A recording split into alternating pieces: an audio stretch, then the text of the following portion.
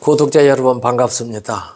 생명의 역사가 사망의 역사를 만든 사탄에 대해서 응전으로 하나님께서 생명과 구원의 역사를 이루어왔는데 아브라함과 이삭과 야곱의 하나님으로서 그 일을 이스라엘이라는 민족을 통해서 이루어 보다가 그들이 실패했습니다. 예수 그리스도를 거절하는 일로. 그러니까 그 실패한 일을 예수께서 세우신 교회에 맡기셨습니다. 그래서 이 교회는 예수께서 맡기신 사명을 이 시대에 역사적으로 감당해야 하는 사명을 가지고 있습니다. 교회는 예수께서 친히 세우신 복음 전파 기관이고요. 참 아브라함의 자손들이 됩니다. 우리가 마태복음 16장 16절로 18절까지 보면은 너희는 나를 누구라고 하느냐 하는 예수님의 질문에 베드로가 대답했지 않습니까? 주는 그리스도시요 살아계신 하나님의 아들이니다. 그러니까 예수님께서 베드로를 칭찬한 다음에 18절에 이렇게 말합니다. 또 내가 네게 이르노니 너는 베드로라. 내가 이 반석 위에 내 교회를 세우리니 엄부의 권세가 이기지 못하리라. 여러분 교인들이죠. 그 교회 여러분 교회 아닙니다. 예수께서 세우신 교회입니다. 그러니까 이 교회는 예수님의 교회입니다. 우리들은 예수님의 교회가 예수의 몸이라고 했는데 그 몸에 지체들이 뿐이라는 것 기억하시고 사실 우리가 교인으로서 예수 그리스도의 몸인 교회의 지체 노릇 잘해야 되거든요. 그런데 이 엄부의 권세가 이 교회를 이기지 못합니다. 그런데 이 교회는 하나님께서 자기 피로 값을 주고 사신 교회라고 성경에 기록했습니다. 사도행전 20장 28절인데요. 하나님도 피가 있나? 이런 생각을 우리가 할 수 있죠. 성경은 분명히 그렇게 기록했습니다. 너희는 자기를 위하여 또는 온 양떼를 위하여 삼가라. 성령이 저들 가운데 너희로 감독자를 삼고 하나님이 자기 피로 사신 교회를 치게 하셨느니라. 이게 원문의 기록입니다. 그런데 하나님이 자기 피로 샀다니까 이상하니까요. 요새 번역들요. 많은 번역들은 하나님이 그 아들의 피로라고 아들의 이런 말들을 중간에 집어넣은 것을 볼 수 있는데 그래도 상관은 없겠지만은 그것은 피 흘리신 예수님이 하나님이라는 것을 증거하는 아주 귀한 성경 구절입니다. 그래서 우리 이 구절을 잘 기억해 두는 것은 좋습니다. 예수 그리스도께서는 하나님이십니다. 그분이 흘린 피를 하나님이 흘린 피라고 성경은 그렇게 얘기를 하고 있습니다. 이 교회에게 친히 예수께서 사명을 주시는 말씀을 하셨죠. 그것이 마태복음 28장 19절 20절입니다. 너희는 가서 모든 족속으로 제자를 삼아 아버지와 아들과 성령의 이름으로 침례를 주고 내가 너희에게 분부한 모든 것을 가르쳐 지키게 하라. 볼지어다 내가 세상 끝날까지 너희와 항상 함께 있으리라. 그러니까 여기에 가서 모든 족속으로 제자를 삼아 침례를 주고 생명의 복음을 전하라는 말이죠. 사도행전 1장 8절에도 같은 말씀 있지 않습니까? 오직 성령이 너희에게 임하시면 너희가 권능을 받고 예루살렘과 온 유대와 사마리아와 땅끝까지 이르러 내 증인이 되리라. 아브라함과 이삭과 야곱의 하나님, 야곱에 의해서 이스라엘 민족이 형성된 것처럼 성령께서 보혜사로 오셔서 제자들을 통하여 하나님의 참 이스라엘, 참 유대인, 예수 그리스도를 믿는 믿음의 사람들을 일으키신 겁니다. 그리고 아브라함의 후손에게 이 생명의 복음을 모든 민족에게 전파하라고 하신 그 사명을 너희는 모든 민족에 가서 이 복음을 전하라고 하는 것으로 그리스도인에게 이관되었습니다. 그 사명이. 이스라엘은 철저히 실패했습니다. 그래서 이방 중에 하나가 되어 버렸죠. 그런데 이스라엘이 이것을 하지 못하고 이 그릇은 우리니 유대인 중에서뿐만 아니라 이방인 중에서도 부르신 자지요.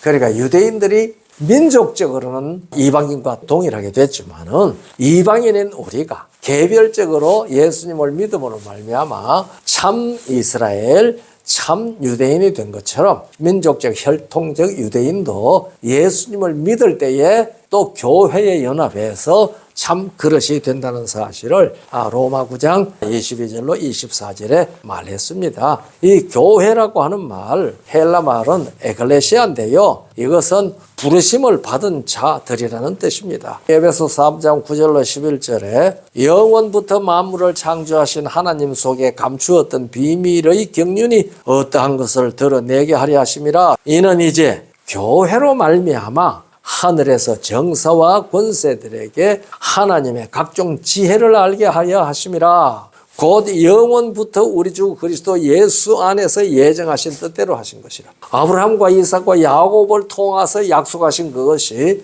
야곱의 후손인 이스라엘 민족에게 사명을 이어주신 것처럼 그들은 실패했지만은 이제는 교회로 말미암아 영원 전부터 하나님 삼위 사이에 언약했던 그 언약, 예수 그리스도 안에서 예정하신 뜻대로 이루어지거든요.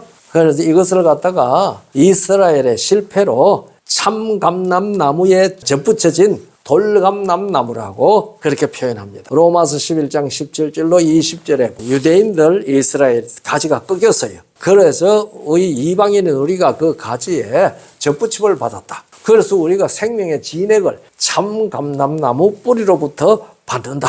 그렇게 얘기를 하고 있습니다. 그러면서 저 사람들은 행위를 쫓아가다가 꺾어졌지만은 너희들은 믿음으로 서게 되었는데 높은 마음 품지 말고 자랑하지 말라. 하나님께서 원가지도 아끼지 아니하는데 너희도 뜻대로 안 되면은 꺾어버리실 것이다. 아끼지 아니할 것이라고 그렇게 경고했습니다. 21절에요. 그래서 이 교회가 진리를 올바르게 깨닫고 올바르게 전파하지 못하면은 먼저 선민이었던 유대인이 이방인과 같은 자리로 떨어진 것처럼 교회라는 이름을 가졌어도 참 영적 이스라엘에서 떨어져 나갈 수 있다는 사실을 모든 그리스도인들은 명심해야 됩니다. 그런데요, 이 교회가 이 복음을 전하는데 사탄이 가만히 있겠습니까? 옛날 이스라엘 백성들이 실패한 이유도 사탄이 가만히 안 있어서 하나님의 말씀을 올바로 듣고 따라가지 못하고 사탄의 말을 듣고 따라갔기 때문에 그런 일이 생겼잖아요. 그래서 예수님께서 유대인들에게 너희는 너희 아비 마귀에게서 났다고까지 말씀하셨지 않습니까? 요한복음 8장 44절에서 옛날 이스라엘에게 그 말씀을 하셨다면 오늘날 예수님 안에서 참 영적 이스라엘이 된 사람에게도 그 말씀은 적용할 수 있습니다.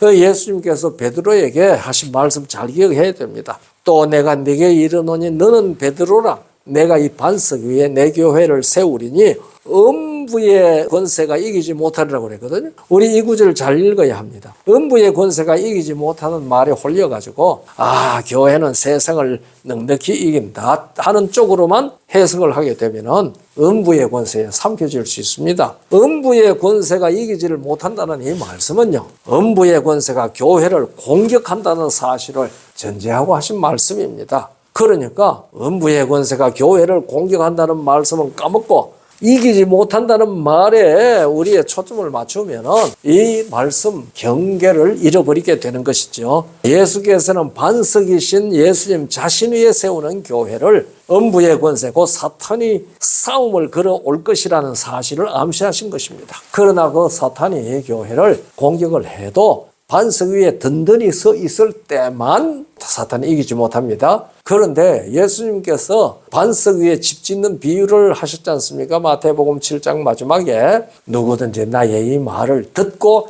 행하는 자는 반석 위에 집을 지은 자라 그랬습니다.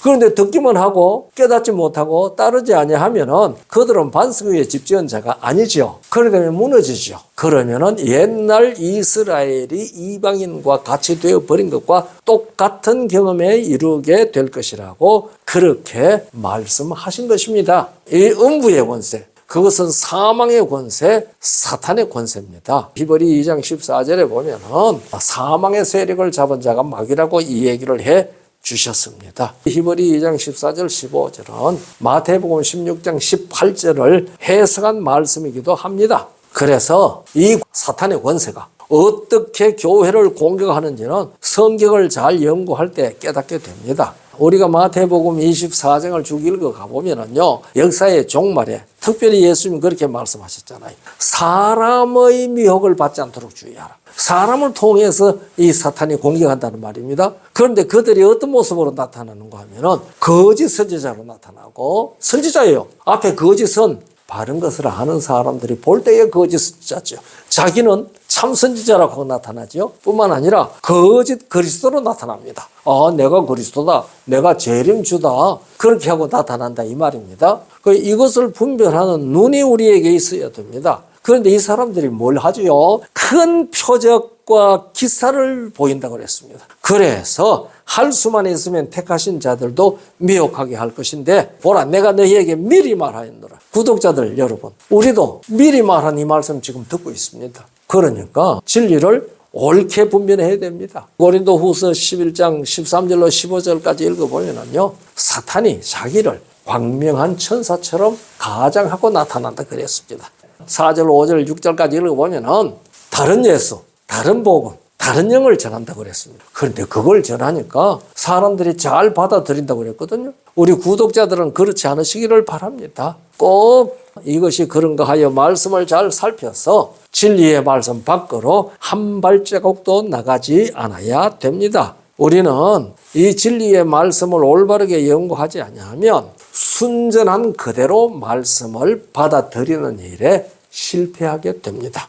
그래서 여러분들 이 3D 성경을 들으면서도 이것이 그런가 하여 베레아 교인들처럼 날마다 성경을 일일이 다 살펴보고 확인하셔야 합니다. 그래서 우리들은 이 반석 위에 튼튼히 서는 흔들리지 아니하는 믿음으로 주신 사명을 감당해야 됩니다. 이스라엘이 구약 성경을 보존해서 우리에게 전했는데 이제 이 교회는 구약 성경과 신약 성경을 함께 보존하는 교회가 됐습니다. 그러나 그것을 가지고 있다고 옛날 이스라엘과 같은 자리에 떨어지지 말라는 보증은 안 됩니다. 그러니까 구독자 여러분이나 저나 우리는 신구약 성경을 올바르게 잘 읽고 깨달아서 진리를 옳게 분별해서 바른 진리에 설 때만 반석 위에 서서 음부의 권세가 이기지 못하는 능력으로 복음을 전할 수가 있을 것입니다. 고린도전서 4장 6절에 기록한 말씀 밖에 넘어가지 말라고 권고합니다. 여러분들이 설교를 듣든지 성경 공부를 하든지 그 내용이 기록한 말씀과 일치하지 아니하면 그것은 성경대로 가르치지 않는 것인 줄 분별할 줄 알아야 합니다. 그렇게 해서 이 반석 위에 음부의 권세가 이기지 못하는 반석 위에 튼튼히 서시는 모든 구독자들 우리가 다 함께 되기를 간절히 바랍니다. 감사합니다.